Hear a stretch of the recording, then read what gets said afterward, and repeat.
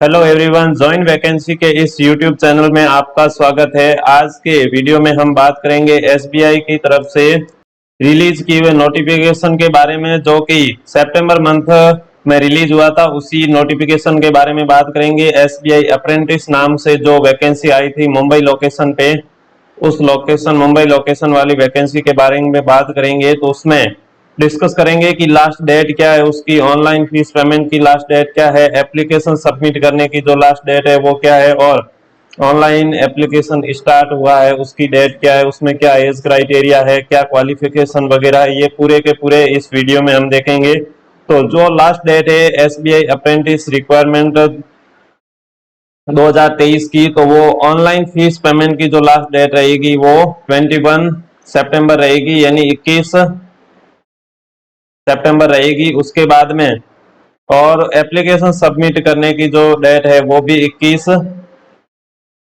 सितंबर यानी 21 सितंबर रहेगी, यानी ऑनलाइन फीस भी उसी डेट को होगी और एप्लीकेशन सबमिट करने की भी लास्ट डेट वही रहेगी।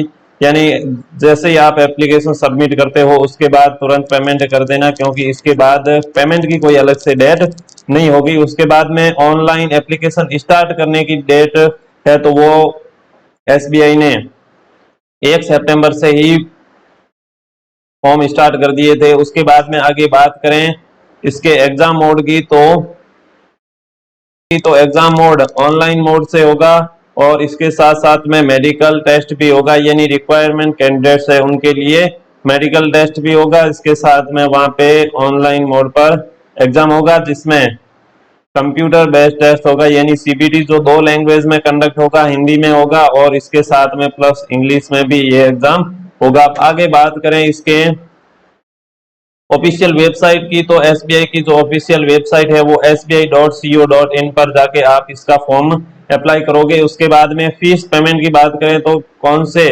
ग्रुप्स या फिर कौन सी कैटेगरी के लिए कितनी फीस रहेगी, तो वो फीस जनरल यानी अनरिजर्व ओबीसी और ईडब्ल्यूएस, जनरल ओबीसी और ईडब्ल्यूएस के लिए वो 300 रुपए रहेगी, जिसमें मेल और फीमेल दोनों के लिए 300 रुपए है। उसके बाद में पे स्केल की बात करें तो वो 15,000 रुपए पर मंथ के हिसाब से आपको वहां पे सैलरी देखने को मिलेगी। उसके बाद में सिटीजनशिप की बात करें तो वो कैंडिडेट सिटीजन ऑफ इंडिया यानी इंडिया का होना चाहिए। उसके बाद में एज लिमिट की बात करें तो जनरली इसकी एज लिमिट है वो 20 से 25 ईयर के बीच में है, यानी 20 और 25 ईयर के बीच के जो कैंडिडेट है वो अप्लाई कर सकते हैं। इसमें रिलैक्स वगैरह तो वो कैटेगरी के हिसाब से उसमें आपको रिलैक्सेशन मिल जाएगा। उसके बाद में बात करें क्वालिफिकेशन की, तो क्वालिफिकेशन में यहाँ पर ग्रेजुएट होना जरूरी है, यानी ग्रेजुएशन जरूरी है। उसके बाद में इसकी कंप्यूटर बेस्ड टेस्ट एग्जाम की बात करें तो इसकी एग्जाम की अभी डेट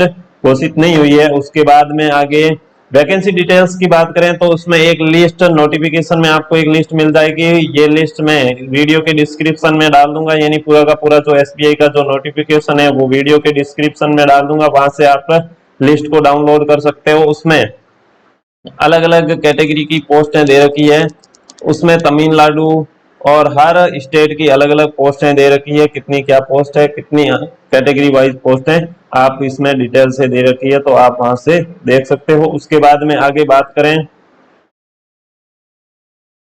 कंप्यूटर बेस्ड एग्जामिनेशन की, यानी उसमें एग्जामिनेशन में कौन कौन से क्वेश्चन वगैरह आने वाले हैं और कौन से पार्ट से कितने क्वेश्चन आएंगे, कौन से सब्जेक्ट से कौन से क्वेश्चन कितने नंबर्स के, और उसका टाइम क्राइटेरिया क्या रहेगा। तो उसमें पार्ट्स टोटल पेपर होगा वो 4 पार्ट्स में होगा, पार्ट्स ए, पार्ट्स बी और पार्ट सी और पार्ट डी में। पार्ट ए में जनरल एवं फाइनेंशियल अवेयरनेस, यानी इसमें फाइनेंशियल रिलेटेड क्वेश्चन पूछे जाएंगे। टोटल नंबर ऑफ क्वेश्चन 25 होंगे और मैक्सिमम पर क्वेश्चन 1 नंबर के हिसाब से टोटल 25 नंबर के क्वेश्चन होंगे। उसके बाद में पार्ट बी की बात करें तो उसमें पार्ट बी में जनरल इंग्लिश होगी, टोटल पूरी इंग्लिश होगी, और वो नंबर ऑफ क्वेश्चन की बात करें तो वो 25 क्वेश्चन होंगे, पर क्वेश्चन 1 नंबर का होगा और टोटल मार्क्स होंगे पार्ट बी में वो 25 मार्क्स का पार्ट बी होगा। उसके बाद में बात करें क्वांटिटेटिव एप्टीट्यूड की, तो वो होगा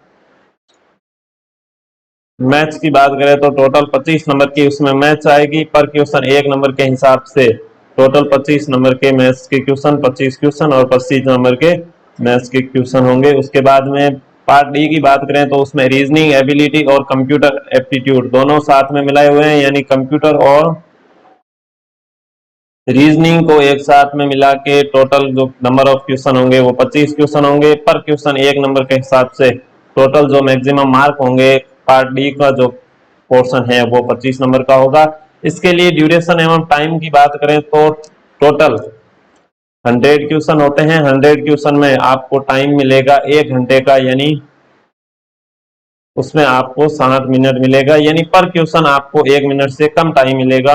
तो इसमें जो एग्जाम है उसमें टाइम का महत्वपूर्ण रोल है। उसके बाद में आगे बात करें रिक्वायर्ड डॉक्यूमेंट की, यानी फॉर्म को अप्लाई करते समय आपको किन डॉक्यूमेंट की आवश्यकता होगी, तो वो ग्रेजुएशन यानी स्नातक की डिग्री होनी आपके पास में जरूरी है। उसके बाद में आपके पास में आधार कार्ड जरूरी है। आधार कार्ड के साथ में यदि आप ओबीसी, एससी, एसटी कैटेगरी या फिर ईडब्ल्यूएस से हैं तो आपके पास में जाति प्रमाण पत्र होना चाहिए, अन्यथा आप अनरिजर्व कैटेगरी में फॉर्म अप्लाई कर सकते हैं। उसके बाद में निवास प्रमाण पत्र यानी मूल निवास आपके पास में होना चाहिए, बोनाफाइड सर्टिफिकेट आपके पास में होना चाहिए। उसके बाद में जन्म तिथि प्रमाण पत्र, यानी इसमें जन्म तिथि प्रमाण पत्र में अपनी मार्कशीट वगैरह कोई भी आप अप्लाई कर सकते हो। उसके बाद में चरित्र प्रमाण पत्र आपके पास में होना चाहिए और रोजगार पंजीयन प्रमाण पत्र, यानी आपने पहले कहीं पे रोजगार किया हुआ है उसका पंजीयन का प्रमाण पत्र आपके पास में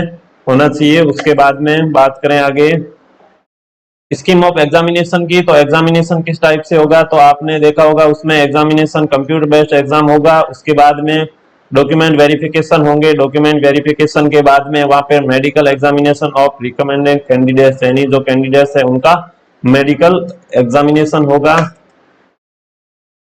तो इसी प्रकार की जानकारी के लिए हमारे ज्वाइन वैकेंसी यूट्यूब चैनल को लाइक करें, शेयर करें, सब्सक्राइब करें और इसी प्रकार के नोटिफिकेशन को पाने के लिए हमारे टेलीग्राम और व्हाट्सएप ग्रुप में ज्वाइन करें और इसकी जो लिंक है वो वीडियो के डिस्क्रिप्शन में आपको मिल जाएगी।